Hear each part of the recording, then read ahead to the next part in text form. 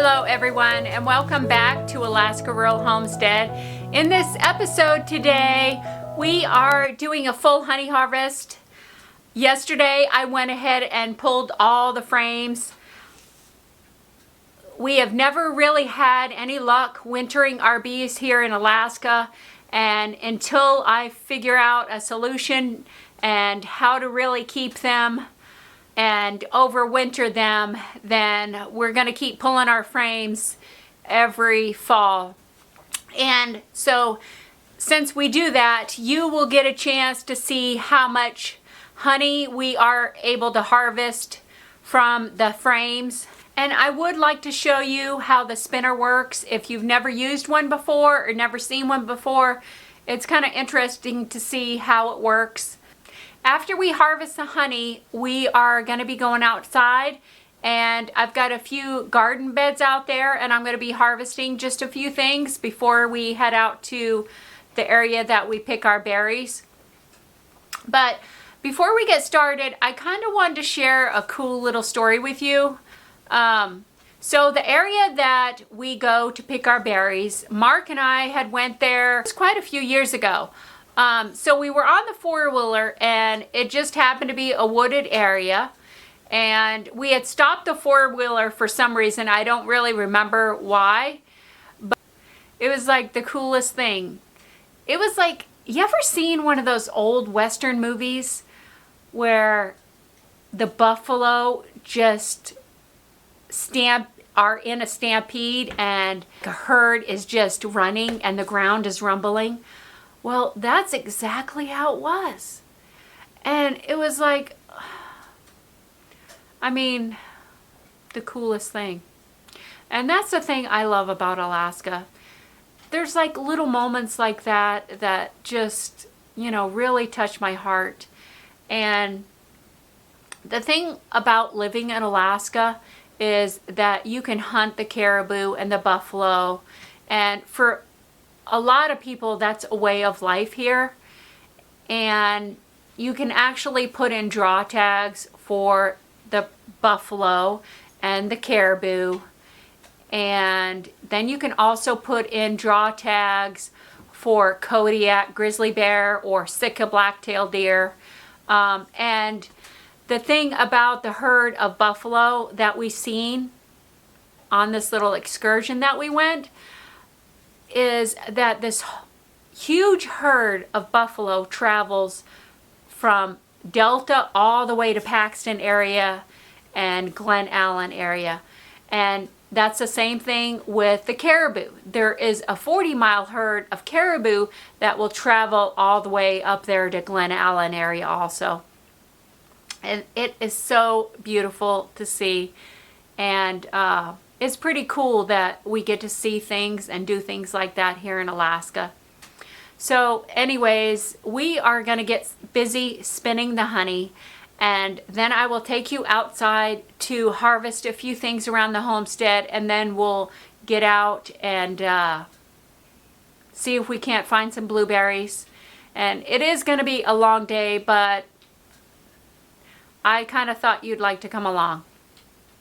So we'll get started.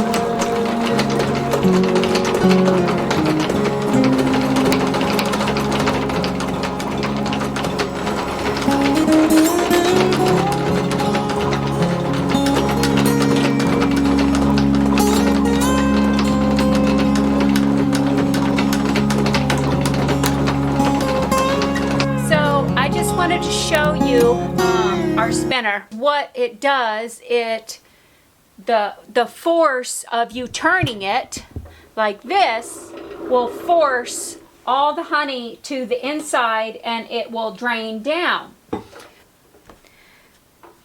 The thing is with these type of honey spinners is you need to make sure your frame is all the way down in this, because if not, it will cause the friction to vibrate everywhere. If you don't have your frames all the way down, it makes it really difficult to control this, because there is so much force when it is going round that it will start wobbling and it's really hard to control. But these little spinners are pretty good. Like last year we got about 250 pounds of honey. That's a lot of honey. And you know, it is a really cool device, but if you can come up with some other contraption on how to spin it, you'll definitely save a workout on your arm, because it is really a lot of spinning, especially when you have a lot of honey to do. And the electric spinners are pretty pricey. So, as you can see, I am pretty flushed. I do have the wood stove going just to get the honey flowing, but we do not process our honey in any way. We do run it through a filter, but other than that, it's pure raw honey, the best honey for you.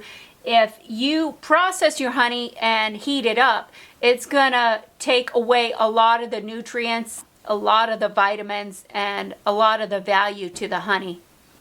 I'm gonna get spinning and I will show you what we got after we're done.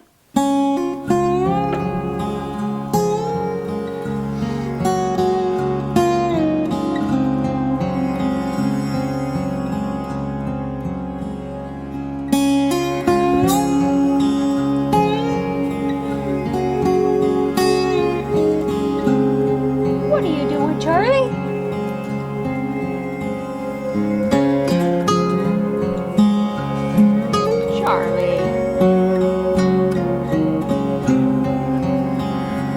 Stinker. Hey guys, so I'm officially done spinning all the honey.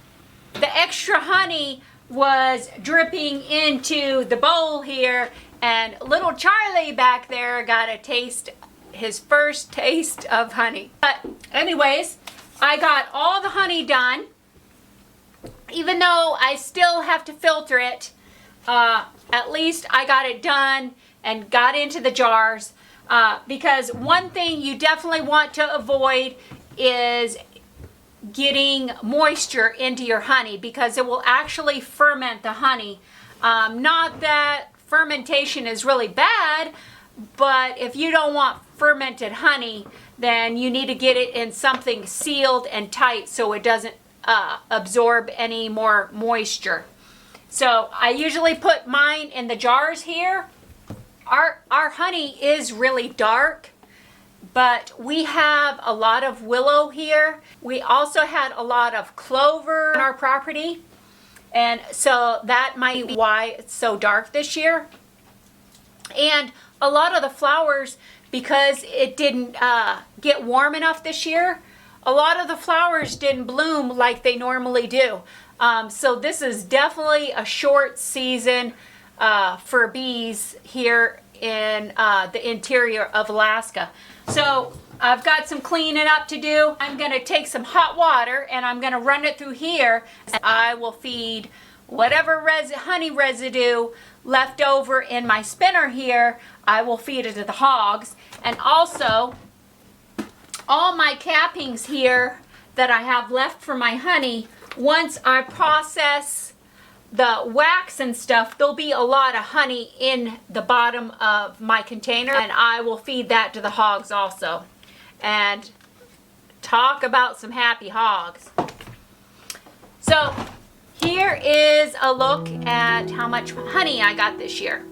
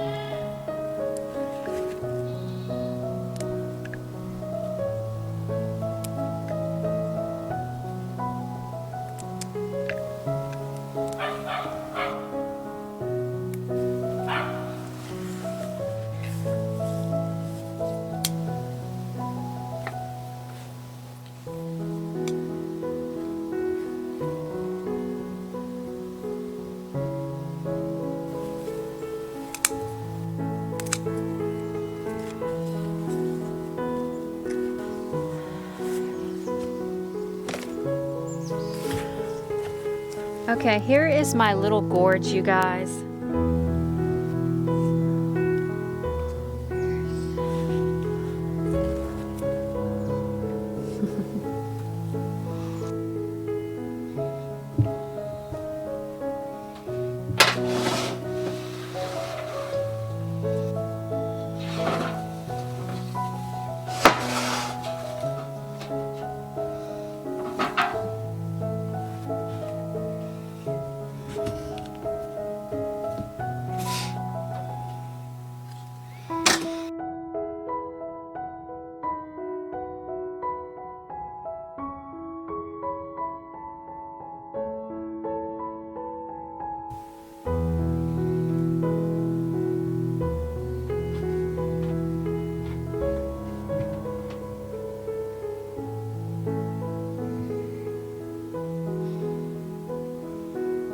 Hey guys, so we're out here and I'm picking the rest of the cranberries, and I'm really looking for some blueberries for you guys, but I can't really seem to find any right now. I have not found any blueberries that would be any good to show you,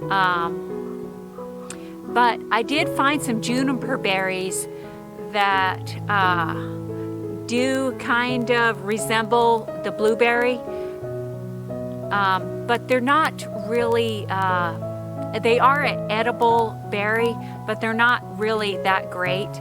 Juniper berries you kind of want to pick in midsummer, and most of the berries right now, the weather and the cold have really gotten to them, and when you pick your berries, you want to kind of pick them when they're in that season for picking them, because they have a little more pectin in them to bake with and that kind of stuff. And the berries that I collect today, the cranberries that I collect today, will be utilized for other things around the homestead. So I will show you what the juniper berry looks like, and I guess the blueberries are gonna have to wait till next year.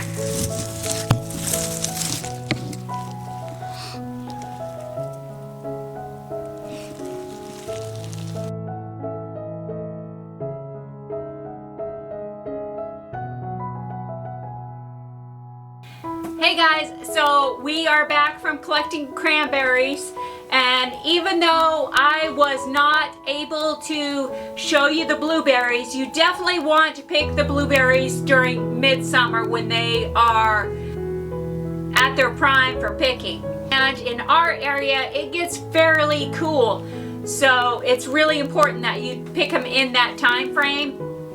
But we were able to show you the juniper berry.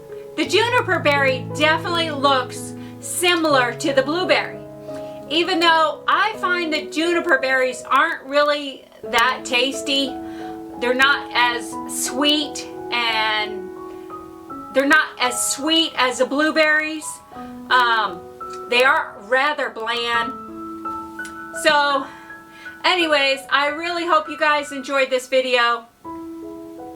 And I'm really happy that I got more cranberries, because I'm going to be drying these and using these for more projects on the homestead. And don't forget to subscribe to our channel so you can be notified and hit that bell when we have new videos coming out. So anyways, we'll catch you on the next video.